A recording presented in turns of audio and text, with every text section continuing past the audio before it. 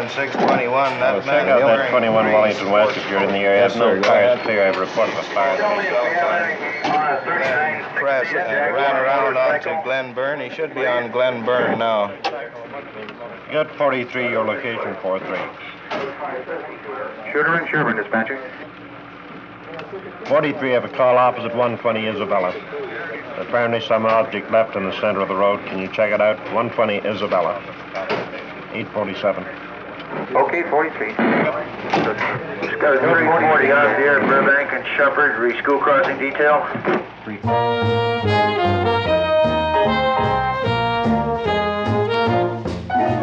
Every 5 seconds, somewhere in metropolitan Toronto, a call for the police. An accident, a child hurt, help needed.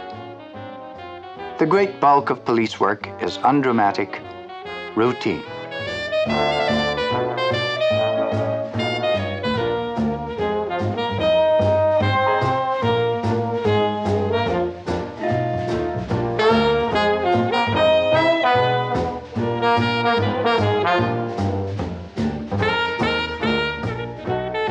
Somebody has forgotten a door key and needs to be let into her house. The neighbor's children ran over my lawn, too.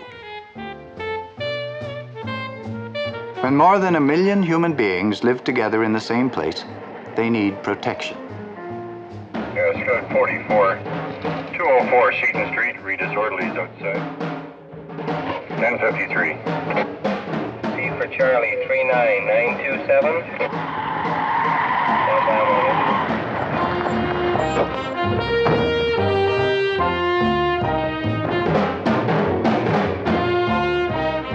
In the complex life of a modern city, the main job of the police is simply ensuring that order prevails. If men were always virtuous, there would be no need of law, or of the force which maintains the law.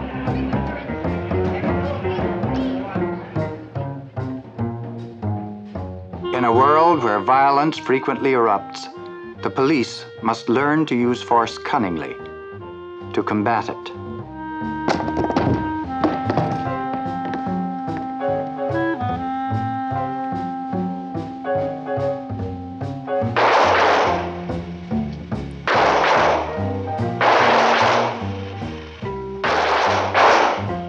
The police must also learn to use weapons to protect themselves and the public against armed criminals.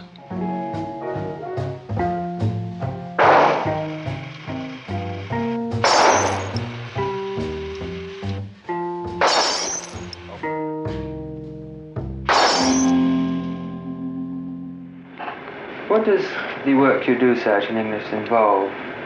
It involves the preparation of plans of scenes of crime for the courts.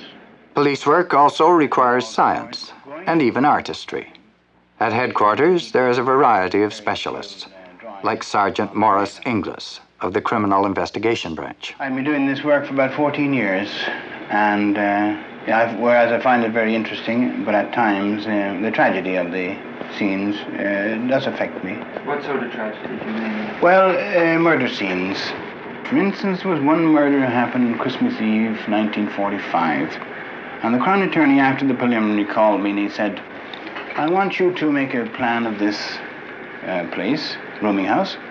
I want you to show me the front entrance, the back entrance, the entrance on the second floor. I want you to show me room 22, 20, 18, 9, also the kitchen, the stairs leading up from the second floor to the kitchen, where the man walked by the stairs. Now, I thought to myself, that's going to involve a lot of work. So then I thought I'd better make a model of it. I have it here. Would you like to see it? Here. Good. This is a wooden model of the scene we call the rooming house murder. It happened on Christmas Eve. An old gentleman was returning, a watchman returning home two men accosted him and brought him up to this room 20. Now, when the case went to court, each witness was called and he had to be able to describe what he could see and where he was at the time. This, in plastic, shows you entering the front door and the stairs, of course, immediately in front of you. By turning it around, you can see through the back and see the head of the stairs, and he's arriving then at the ground floor level where he was let in by the landlady. She thought at the time it was just a drunk returning with them, you see. They were supporting and so on. Then he went in through this door and along the corridor, and he was seen by somebody in the kitchen. The kitchen is marked here, and as you see by the model, the kitchen is directly opposite the stairway. So we can tell exactly the person in the kitchen could view the person going up the stairs. Then he arrives on the third floor landing and was taken into room 20. One witness was in room 22. He heard something. The room opposite number 21 heard the scuffling outside the room, so he could say something. He could describe something to the court. And room 18, also, he heard some screaming and some noise and blows being struck. And he could. So then that shows the court where each witness was, and this, of course, is the room in detail, showing the bed where the victim was found, and a chair, and a simple chair and a dresser in the room. Now that case, that helped the court very much. It would take a lot of words to describe that, and of course, some of the witnesses were sort of simple type of people. They could not describe, whereas they could point the finger and said, I was in room 22. Okay?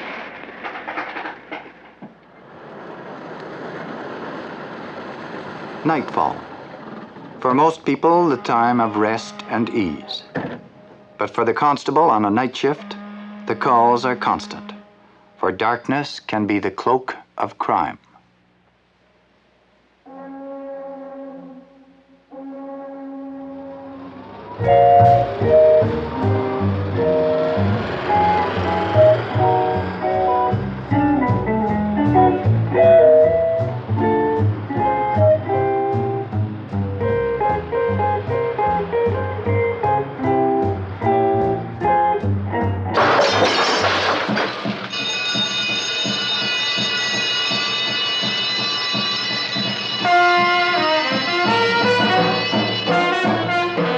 They must have taken the radio from the window. I'll call another car for help.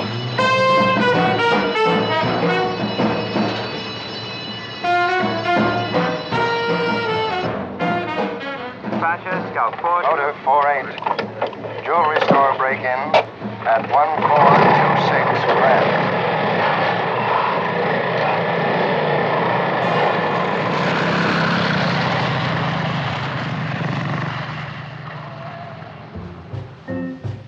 In the night, certain spots, known as likely places for trouble to originate, are kept under close scrutiny by the police.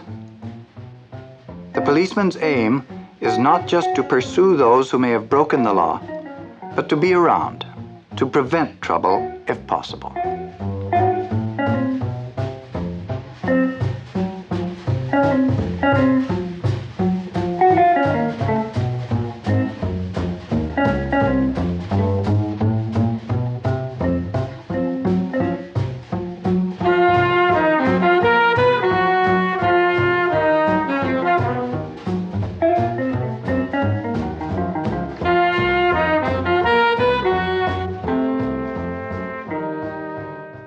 What about the hustlers then on the streets? We have a large,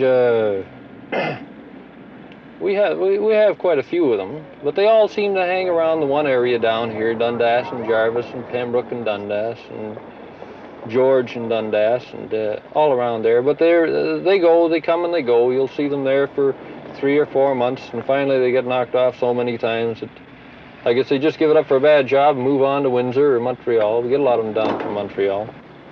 Actually, there are two that do cause us the trouble. Them and let's say the sellers and the buyers. The fellows prowling around trying to pick them up, and then the other big night complaint is noisy parties. Some of them are people just having a good time, but some neighbor sees fit to complain against them. Well, I like to have a good party myself at home, and I'd probably take offense at a policeman knocking on my door and say, all your guests got to go home. Somebody thinks they're a little bit too boisterous and they can't sleep, they got to work, or they've got 2 or 3 kids that can't sleep. Well, you got to look at the other citizen's view too, the fellow that's complaining. 61, Jameson, south of King. You get a call, one of these calls, an ambulance call or a woman going to have a baby, we'll say, up on Winchester Street. And you get there, and she hasn't had it yet, but she's going to come close to having it. And she's just about ready to go. Can't wait for the ambulance. She has to get to the doctor. So you have no alternative. You get her in the car, and you start going. I remember I had a call like that one night, boy, and I couldn't get to that hospital fast enough. I got her there just ahead of when she had it. I got her in there all right, but some of the boys aren't as lucky. What's the toughest situation you've ever been in? Well, I think the toughest ones that I have ever run across, that I have felt that I'd rather be somewhere else, are these street fights. There's a lot of stuff you'd just as soon walk away from, but you have to go in, even though you feel sometimes, well, I'll probably lose this one. Fortunately, I haven't lost any yet, but no doubt I'll get mine sooner or later. Last night we pulled up to the corner, and 5 or 6 standing there in the corner obstructing the sidewalk. Asked them to move along, all but one does. So I went over to the fellow and asked him his name, gave me his name, where he lived, where he worked. He answered all these questions, and I suggested to him that it would be best if he went into a restaurant or went on home or went somewhere else, but not to hang around that corner, because we do have a problem there. So he didn't agree with me, and I cautioned him again regarding this. Next thing I know, bang, drives me right in the side of the face. I thought a truck had hit me. And of course, we can't always come out on top, but you've got to make a good try. Of course, we had quite a tussle there. My partner and I finally subdued him, got him in the car, took him to the station, but some of them, they just fight all the way. This fella did. He didn't want to let up even when he got in the car. He kept it up, but nevertheless, he won't be disturbing anybody for the next 30 days. 1228 Gerard East, unnecessary noise from 131. Of course, there are other calls you do have to hurry to. Bank alarms. There's always some web-footed cashier stomping on an alarm somewhere, and you race up there, and you get in the bank, and nothing. Some of them think it's a big joke, but it's not a big joke, because the guys that are going there in a hurry, they're driving a car. They are in a certain dangerous part themselves. An accident could happen. You could have a blowout, but nevertheless, you have to try and get there as fast as you can in the event that there has been a holdup. Then when you get there and they laugh, they think it's a big joke. Well, the 2 guys in the car might have 3 or 4 kids. They wouldn't think it a big joke if Dad didn't come home that night, would they? Barrett, 5 and 6 post, 4:15 for lunch. 33. Relieve 3 extra, 3, 4:15, and 6 extra from 12 to 1 o'clock. Davis? Sergeant. Scout 11, 4:15 for lunch. Sergeant? Sergeant. Scout 11, 4:15 for lunch. Pay attention to 4 and 17 posts from Jarvis to Bay. Relief shot. Left turn. March. The police aren't just concerned with lawbreakers, but with ordinary citizens in very ordinary troubles. Someone's little boy is lost. Someone's mislaid a raincoat. Yeah. Well, you phone, give number 4 station a call and ask them if they have it over there, but we certainly haven't got it here. We just have a pen note from 113 to the garage for inspection. Times 846. Pardon me, yes, sir. Can I help you? Yes, please. A constant stream of questions, demands, enquiries. A lawyer just starting out in practice, his clients in jail awaiting trial. Could the police help him out by giving him details of the case? You could see what they had to say about it. Was he ready?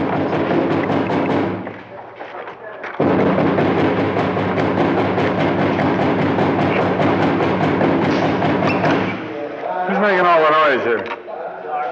Huh? Always chances we're getting some coffee. Coffee? Yeah. What's your name? My name is Curry. You got any money on you? Yeah. Let's see it. You got a dime?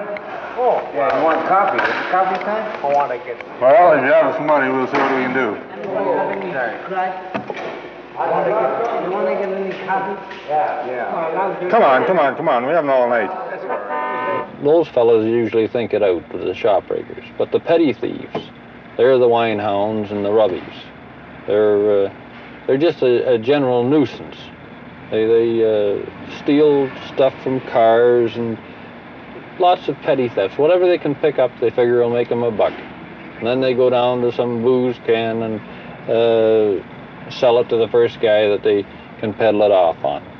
Anything, so long as they can get the price of a couple of bottles of grape. And then if they haven't got enough to get a couple of bottles of the wine, the grape, they'll go and get the big economy-sized bottle of rub. Good car 5-1, 112 Avenue Road, the main floor. Truck and the sortie is inside fighting with the lady. 3 o'clock. Why do you always search them then when you pick them up in the back alleys? You never know what you're going to find on them. You never know. You could find a gun that they've lifted out of somebody's car. They might have a knife.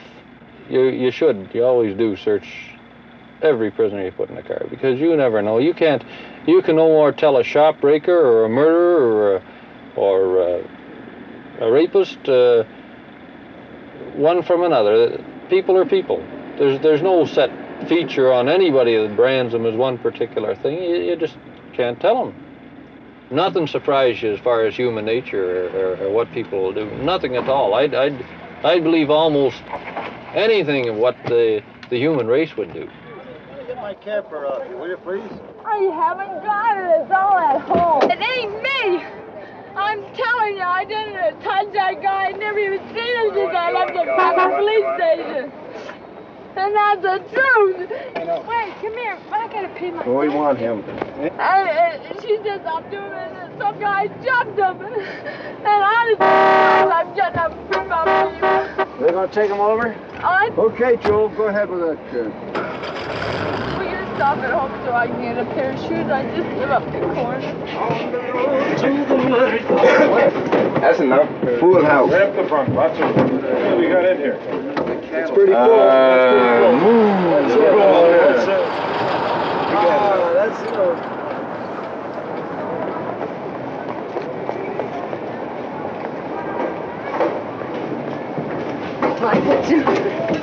He's taking a picture of us. Picture of us getting in the paddy wagon. That's why I covered my head up.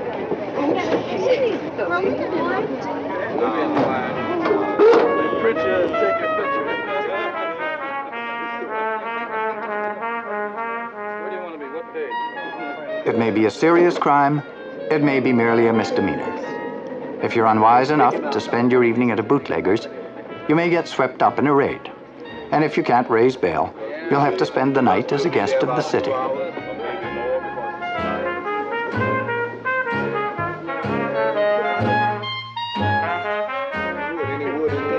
Because they found them other four up there with marijuana, boy. So we in good shape. Oh, well, like what they...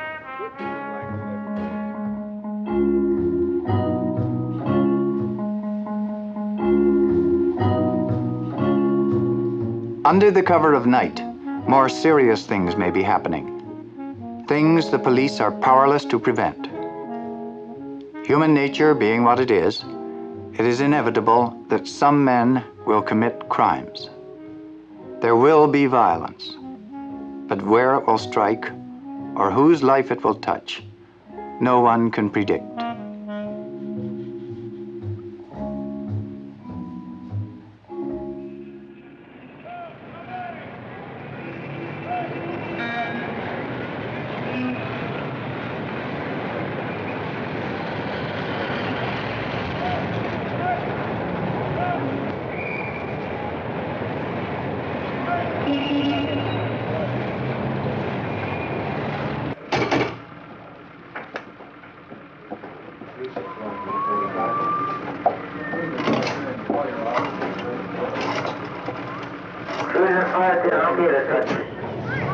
Every day, and in the city, 1 million human beings go about their business.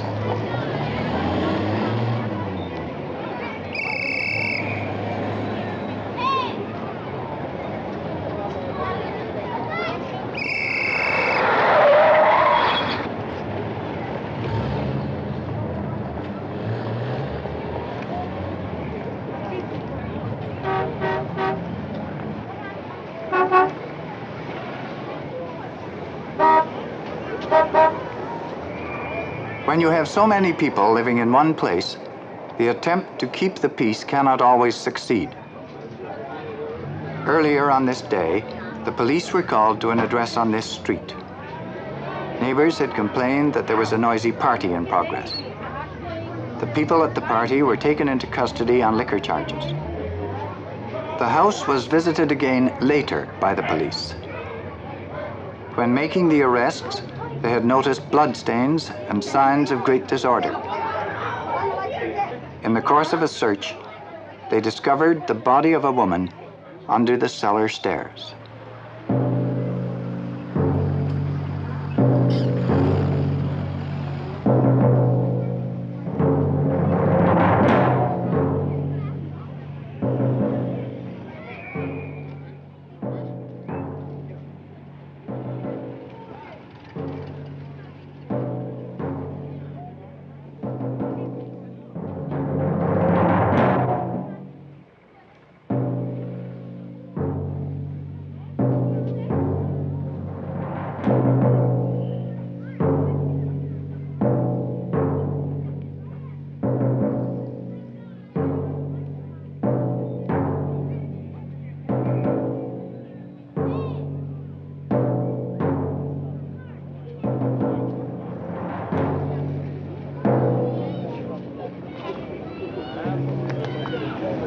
Let's go, eh?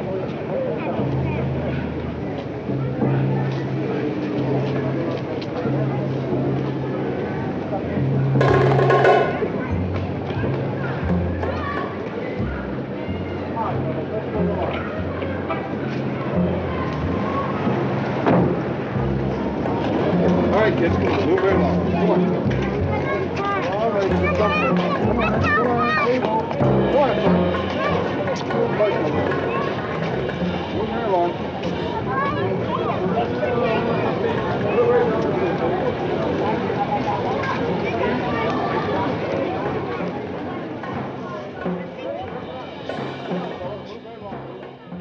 The woman had been alive the day before.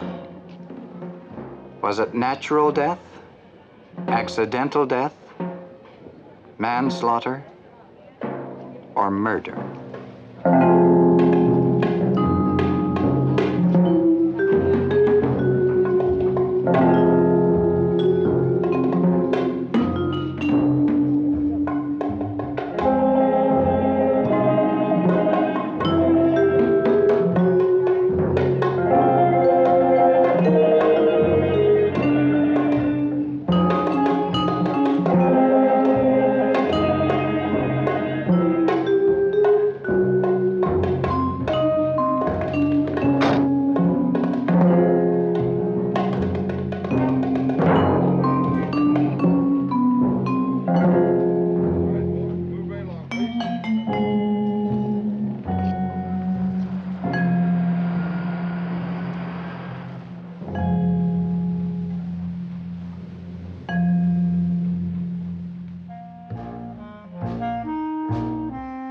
When it is suspected that a death has occurred by violence, it is the duty of the homicide squad to gather any evidence that may help to prove whether or not foul play has occurred.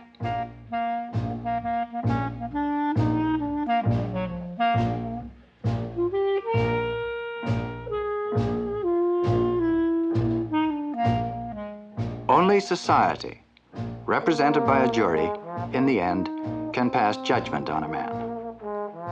It is the duty of the police to provide the Crown with as complete and accurate a picture as possible of what they find. Justice cannot be based on hearsay, suspicion, or accusation. It must rest on fact.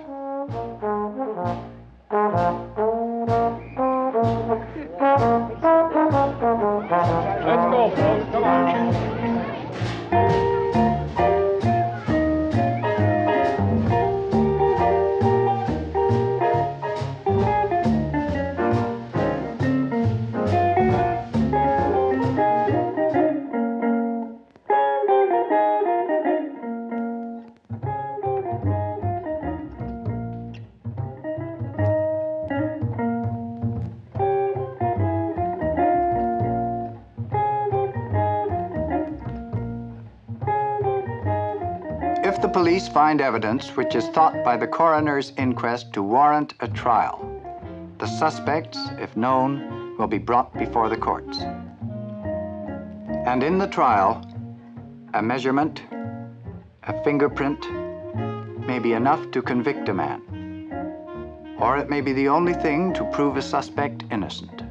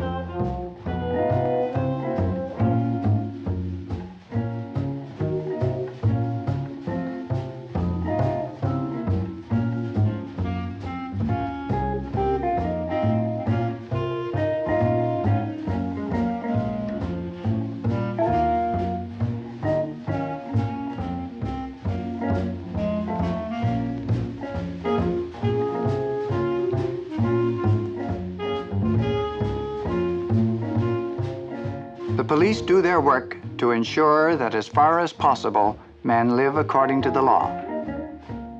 A law which holds for everyone. A law which seeks to guarantee that people may live with some measure of security and peace.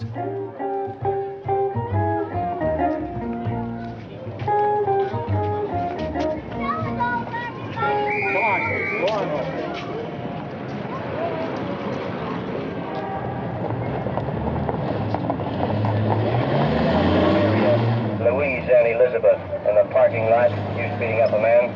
The Ottawa girl. Go to 24 Langsford and assist the lady locked out there, 133. 13, 12, 18. Got a call from the Granite Club. Hello, sir. A fire coming from the chimney. The fire department was notified. This comes from the Bell telephone operator. Fire coming from the chimney. Well, I haven't heard anything else about it, so I imagine it's all right. We haven't getting Motorcycle clearing, your message. But fire coming from the chimney, I was just wondering where else you'd expect it to come from. Prison 420 dispatcher, could you have the station send a tow truck down here? 320, clear. 431 Palmerston, 431 Palmerston. Two disorderlies in a gray car blowing the horn to 12, 18.